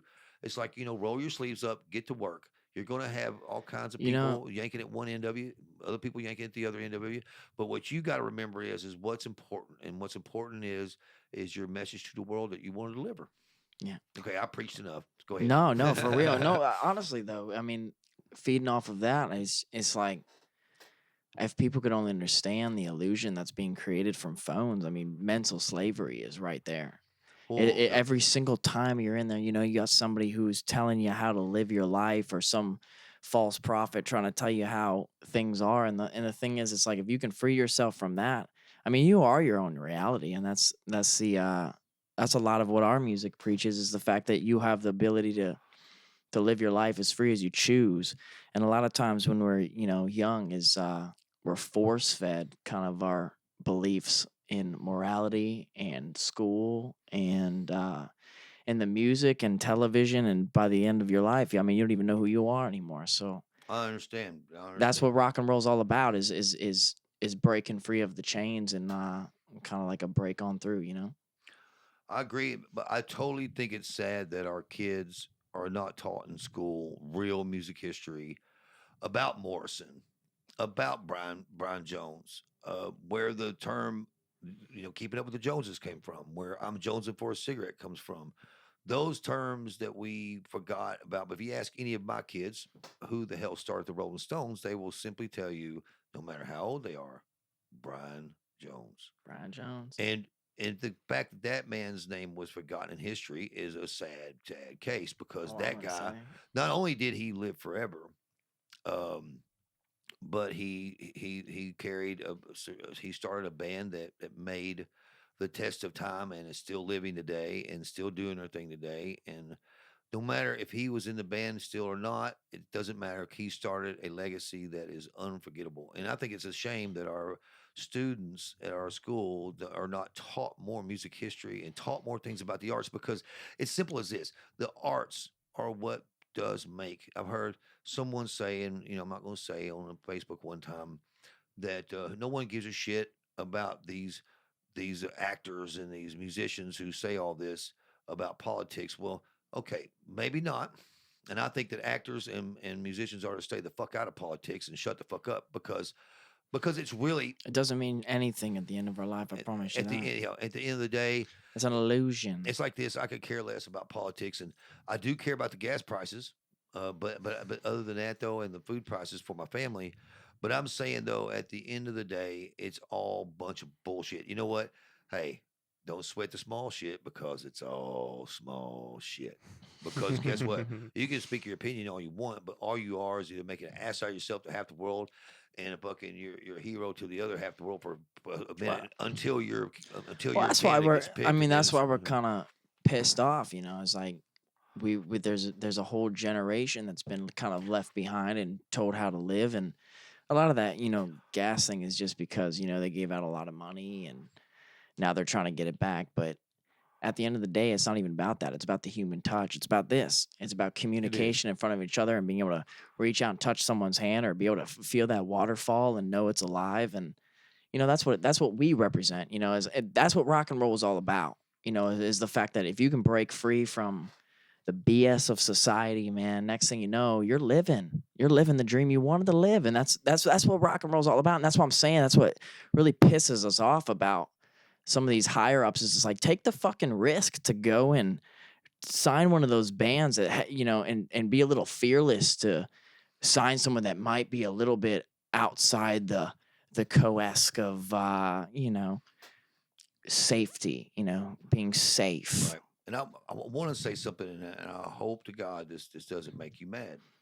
But what's funny is I mentioned you on a podcast, but I wasn't talking. I didn't mention your name, but I said the thing about it is when an artist is constantly at me and constantly at everyone else about getting shit done or coming in the studio and is overzealous to some degree. What's great is that you kind of got to smile and you go, that's the way he's going to be to the rest of the world. You're not going to get away from Cordell Winter, and you're not going to get away from JC Spitz, what a porno name. But what you're going to, because you guys are going to be in their face, and you're going to be there no matter what, and that's what I love about you guys, and that's why I wanted to have you guys on here because I wanted to tell you how much I appreciate it, your hard work, and I hope that one day when I die that you carry on your legacy and keep recording, and hopefully. And it's been a pleasure to be able to be in here with you, man. I don't seriously. plan on- You've taken care of us when we had no place to go, and given me a place when I'm sleeping on the streets, and I'll never forget it. And I'm loyal like that, so I appreciate it a lot, man. Thank you. Man, you know what's been great though is like the story of like, well, yeah, Jeff, Jeff was just like the Jeff Hansen. It's like, yeah, he's been sleeping on the couch here at the studio, man, for 2 years, but sometimes he don't go here. Sometimes he goes there, and I'm not going to say on here because I don't want to get you in trouble. Sometimes he goes there. Sometimes he sleeps in a van, and of course, me, if I was a good-looking fella like you guys, I'd have 4 or 5 strippers that living with them if I was single. I'd be living with 4 or 5 strippers, and I mean, not individually at one time. But it's horrible to say. It's why we can't say anything about, you know who I'm imitating. Anyway, we love you, Lucci. But Who's that? all I'm gonna say is this, guys. I appreciate your hard work, and we're not much on talking about ghosts and mystic stuff, but we do talk about the hardcore. And here's the thing, guys, and when it comes to a band, if you want to get a good example of how you're supposed to work, look at the winter, because the winter isn't coming. Thank you. The winter isn't coming. It's like Jeff said, the winter's fucking here. True that. We have, it's not about, the money, the glory, or the town, or where you come from. It's about the fact that we're all in this together. And despite the fact that the world wants to fucking rip us apart, we're here. And that's what rock and roll is all about, is bringing people together. And that's the one thing, if we can tell kids anything, don't let anybody tell you how to live your life, man. Like, everybody's out there trying to tell you how to believe, how to live your life. And if you can do anything, it's live the reality you choose, because it's your life. It's not your parents' life. It's not your college life. It's not the school. It's your life. Amen. And your life is your right. And that's what it's all about for us, is to be able to get out there and show people that, hey, you have a sense of consciousness. You can live and you can feel magic out of the water, the trees, the life, your friends, your lovers. It's like, come on, man. No one's doing that. Everyone's out there trying to fit some sort of mold, and that's nothing we represent. And that's, if anything is the winter, it's the fact that we're a band that wants to bring what I believe is what rock and roll used to represent, and that is the freedom of yourself and your spirit, So if I can bring anything to this, it's that, so. And I think that I think that's what you're doing. Yeah. I think that, when does Feed Your Head get to Spotify and iTunes? I know we're uploading it, so I know it's gonna be. Oh man, we'll it's gonna know be. I tonight. think early July, man. I know that Pretty sounds soon. crazy, but it's Pretty coming up quick. So I'm stoked. I'm really stoked. Oh, I am too. Because It's been too long. Hell, we went on a whole tour and didn't have no music. People are like, "Hey, man, how?" It's like, shoot, dude. Like, come on. Well, I was wondering if it was going to be before y'all went to Summerfest in Milwaukee and play. Is it Milwaukee? Yeah. Yep. Okay, it is Yeah. Milwaukee. See, I thought it was Madison. They kill it up there, man. They're fun. I know. They're I bunch of toured a drinkers. bunch there in the past, and they rock and roll is very much alive up in the Midwest. So Yeah. it's gnarly. Well, and I think a little rock and roll is alive here in Nashville, Tennessee. And Oh yeah. I think that Oh yeah. I can't wait until people get to see what you really represent and what you are singing about, and you guys rocking it, and JP was sliding them solos all over the place like Dude, he hit this solo up in slinging that shit. in baby, Miami. slinging No, it. for real. In Hollywood, Florida, he hit this solo. I swear to yeah. God. And I looked over, I was like, wow. I'm like, that's my Yeah. guitar player. Right there. That guy. I'm like, fucking Yeah, hey, man. dude. Look at that. That's awesome. Oh, the magic. When you're on stage with your band Oh, and I you know. can come together like that, and there's a cosmic energy, because a lot of bands are all, that's the problem with today, is a lot of people are very me, I, but when you come together with a family like that and you put all that aside and you come up on stage and you can play Yeah. shows like that, I'll tell you straight up, man, like, fuck, Yeah. you hear some stuff you never thought you'd hear, and every song is different, and that's what's cool about our shows. Every show is something else you'll never see. It's very exciting. Yeah. Cool, man. Hell yeah. So let me ask you about your show. We're way going all over the place here, but I don't care. It's my podcast, and I'll do the fuck I want to. Me ask you, do you guys have a choreographed show? No, dude. Every show, No. it's kind of like the Grateful Dead. We do a lot of our stuff based on what we feel. You never know Yeah. what's gonna come out. It's very Okay, I didn't know. psychedelic, as it. So- I didn't know because I didn't know if y'all had a certain order and all this shit. And it's just interesting how it's going to go over the next years to see how it evolves into, whether it be, planned and all that stuff like that. Yeah, that'd be awesome, man. I can't wait to see because to some degree, when you get the lightmen involved, you get the certain soundmen involved, and you get the road manager, and you playing arenas, there's a certain degree of choreographing. I think that's going to have to happen as far as, like, when I say choreograph, I'm not talking about dance moves. But that just reminded me. I tell you what I'm going to do. I think the next show y'all have, maybe I should drive to Milwaukee and us do. Come on up, Let's man. do it, yeah. Let's Fuck get yeah, let's get a that'd be dance awesome. together. We'll get a dance together. My hips. The one That's what- he has this awesome dance. So when he Yeah. knows a song's good, he'll have this awesome dance where he's. Oh, man. Yeah, and we all. we all do, Show him the we dance, all- JP. we all Show him do the that- dance. We all do that. We all do that dance together. You know. Oh, on yeah. Show him the stage. dance, JP. Hell Come on. yeah. We You know, write while doing that dance, man. That's Hell how we. yeah. That's how we know if it They'll be grooves, like, man. Yeah. man, who was that old man on stage dancing? You'll be like, oh, well, we don't know. Hey, we got. I Hey, don't know. what do you call him? Jackson. I call him Jackson, but what do you call him now? Backstreet, sidekick, Sidetrack. sidetrack. We got him, and that's the coolest thing. He comes in with his Grateful Dead shirt on. He's got this mandala. He's ready to go for the shows, man. He's ready. We got to get you Hey, one. did you know that Loretta Lynn's guys wouldn't let me in the show? Yeah. that- I don't know about. I had y'all tickets and Well, all, so We had we came my son and two of his friends and Sidetrack, and we all went up there to see you guys. But I got to see y'all from the stage because he's like, well, we're not gonna let you in, and I'm sitting there just watching the show anyway. So I'm like, and I thought that on me, I thought you looked right at me because I went, hey, like Really? that, and you looked right at me. I'm like, he saw me, he always saw that's what me. all the girls say. I know.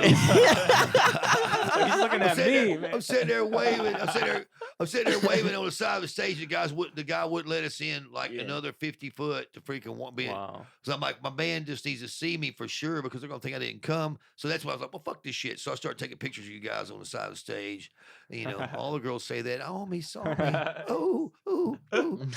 You know what I say? Oh, You know what I yeah. say about all that shit? I can't say that on here because you know. Cancelled. No, and guys, I'm sorry to use profanity like I have on this podcast. Fuck! No, I'm not. Fuck! Like, Oh, you're good, man. It was good. Your voice is a little bit stronger than mine. It was Got that awesome. distortion going on. Yeah, I got Great. that distortion. So, so I still think, man, we should take a second and we just cut right here and we get a song going on these things and see if y'all can do a song. We want to see. On these? Here, just strum the. Yeah, He wants us to strum the mic. Here, you're a guitar player. So because Junior came in. Because Junior give it a came good in. beat, like a little winter beat. There we go. There we go. Come on. Come on. Give me a little freedom, hanging from your soul, yeah. Give me a little freedom, baby, before I lose control. 'Cause you know I'm gonna live it. You know how I roll. I got Mr. Malcolm Springer and JP. I hit that solo on that little tingy bar. Oh, yeah.